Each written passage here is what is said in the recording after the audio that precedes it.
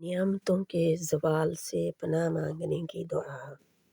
رسول اللہ صلی اللہ علیہ وآلہ وسلم کی دعاؤں میں سے ایک دعا یہ تھی: اللہم انی اعوذ بک من زوال نعمتک وتحول عافیتک وفجاءۃ نقمتک وجمیع سخطک۔ اللہم اے اللہ، انی بے شک میں اعوذ میں پناہ مانگتا ہوں، بکا ساتھ تیرے، من سے زوال سے یعنی کہ ختم ہونے سے، ڈاؤن فال جس کو کہتے ہیں، نعمت کا تیری، جو تیری نعمتیں ہیں ان کے زوال سے، کہ زوال آنے پر میں تیری پناہ چاہتی ہوں، زوال آنے سے تیری پناہ چاہتی ہوں۔ اور تحولی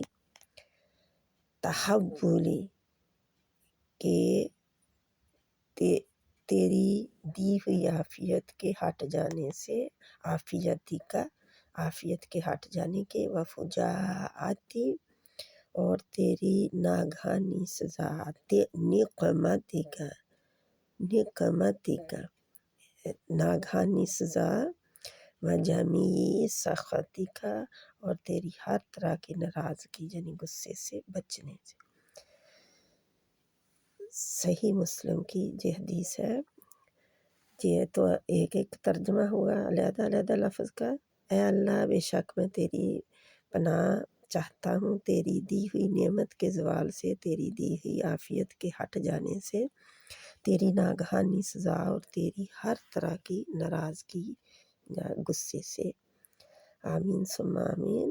اللہ سبحانہ تعالیٰ ہمیں جو نعمتیں اللہ نے دی ہیں ان کو صحیح استعمال کرنے کی توفیق دے، اور ان کا زوال آنے سے ان کو بچائے۔ آمین ثم آمین۔ السلام علیکم ورحمۃ اللہ وبرکاتہ۔